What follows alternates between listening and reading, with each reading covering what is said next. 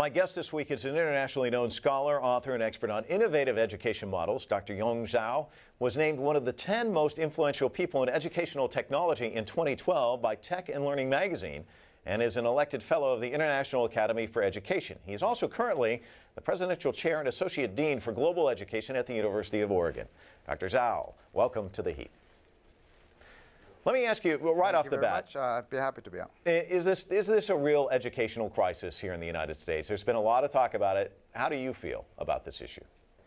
Well, I think there's, it depends on how you look at it. And the different U.S. education is far from being perfect. It has many, many different kind of problems. But I wouldn't call it as a crisis. And if you look at the end of international comparative test scores, American education has never ranked high. It's not doing great. It's always been mediocre.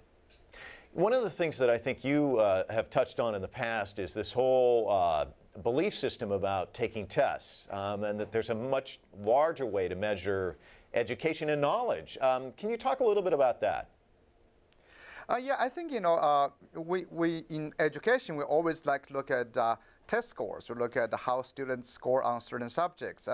But overall, I think those test scores do reflect certain aspects of education or aspects of abilities of our students, but they definitely do not reflect all of them. I mean, recently in my new book called World-Class Learners and Educating Creative and Entrepreneur Students, which I was trying to track about the creative abilities and entrepreneur capabilities. If you look at the data from the international tests, such as the PISA and the entrepreneur capabilities, they are actually negatively correlated. So in many ways, the test scores do not reflect the ability to create or the ability to become entrepreneurs. Let me ask you about No Child Left Behind, because it's been very controversial. President Bush made it kind of a cornerstone, I should say, of his policy to try and reform education in the United States. There's been a lot of criticism that, yes, they instituted this policy, they didn't put the money into it, and then, of course, President Obama's had an infusion of money going out to a lot of schools. Is it on target? Was it the right approach? Is there a different way to rethink this thing? Well, Mike, the No Child Left Behind is a completely a very silly and broken policy already. And when it came out, definitely, as you said, it was it won a bipartisan support. It definitely was President Bush's signature policy. After a decade of implementation, it has not resulted in the kind of outcomes that was expected from it, such as narrowing the achievement gap, improve overall academic achievement. It hasn't done much. No Child Left Behind imposed upon American schools a very unfair policy, and also narrowing the curriculum to push everybody to go past the tests, which again is a reduction of opportunities for children who may or may not be good at that, also depriving our children of the opportunity to develop other kind of talents such as the spirit to innovate and creativity and entrepreneur skills, or other talents such as arts, music. So in a way, No Child Left Behind has done a lot more damage than good to American children. That's why, overall, right now, the law is considered completely, damaging, punitive, and needs to be replaced. You mentioned 3 words, spirit to innovate, and I like those words. And one of the things that I want to get inside your head to get some of the fresh thinking that's out there, because I saw you speak on this issue, and one of the things that I thought was interesting is there's this old formula, reading, writing, arithmetic, that was kind of drummed into everybody. And you talked about Daniel Pink and his theory about Asia, automation, and abundance. Can you talk about that and this kind of different way of trying to train students in a different way of thinking in the environment we're in today? Definitely. I think right now we, traditionally we're always trying to prepare people with similar skills, because you'll be working in a factory that demands hundreds of thousands of people with similar skills. We call them basic low-level skills like manufacturing. But today, with a lot of jobs taken away by machines, that's where Daniel Pink's talk about automation. A lot of machines, computers have taken our jobs away from the ATM, replacing jobs at the bank, now towards online check-ins for your airline tickets. And so automation is taking jobs away. They're replacing those lower-level skills required standard that traditional schools are responsible for equipping students with. The second thing, Daniel Pink talked about Asia, which means outsourcing. As you know, Asian countries have, over the past several decades, providing very low-level laborers who has taken those low-level jobs away. But of course, Asia could be Africa, could be South America. That means there will be a lot of people.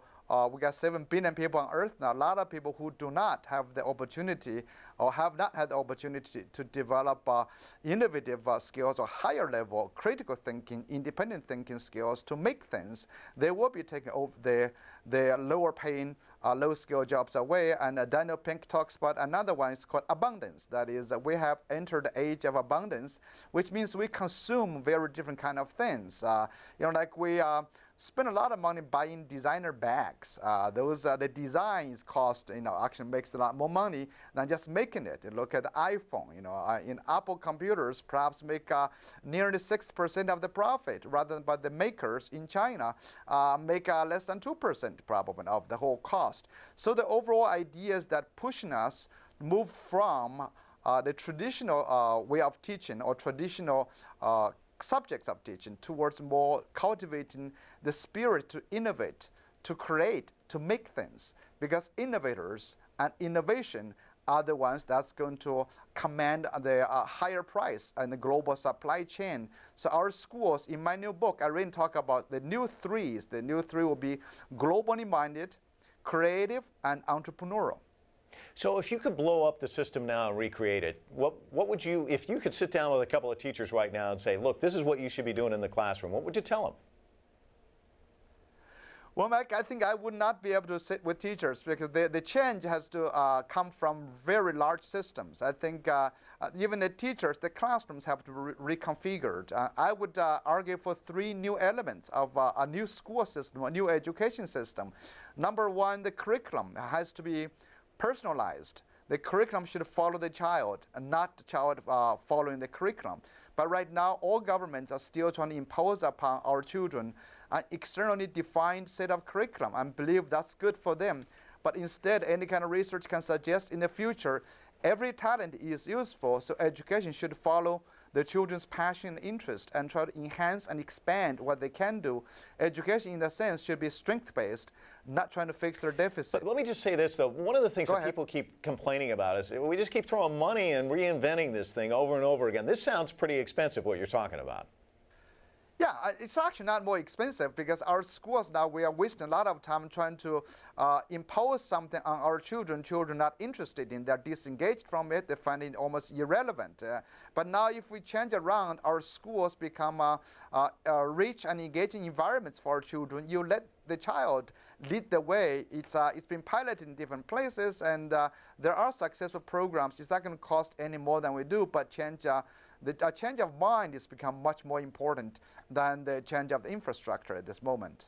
We just have about another minute or two. I want to throw out a figure at you, and I want to get your thoughts on this. There's been this has been written elsewhere that boosting U.S. scores for reading, math, and science by 25 points over the next 20 years would result in a gain of $41 trillion for the United States economy over the lifetime of the generation born in 2010.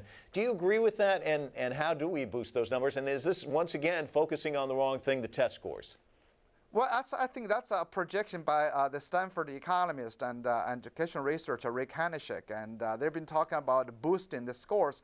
I think what they meant is about investing in the quality of education rather than actually boosting the test scores. So if we spend time and money trying to boost in real reading scores, we'll not see the result. But they are referring to if we spend the time and money improving our education, which could be reflected nationally by those test scores, that might change. So I think the focus, we should not read the data in that way. We should read the data in a much different way to say it's about the quality of education, not quantity of education. Dr. Zhao, we're just about out of time. Just briefly, if you will, when are we going to see significant changes? I mean, is this kind of like turning around an aircraft carrier, isn't it?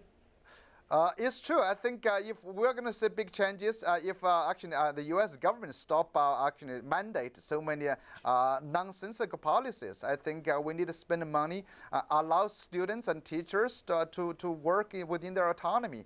I think that's actually the Chinese government trying to do it, to allow more autonomy. Of course, it has not let go of the control yet. I think it's time about social networking, about democracy, about allowing people to capitalize on their own opportunities to become great. Dr. Zhao, thank you so much for stopping by The Heat. Certainly appreciate it. Thanks, Mike.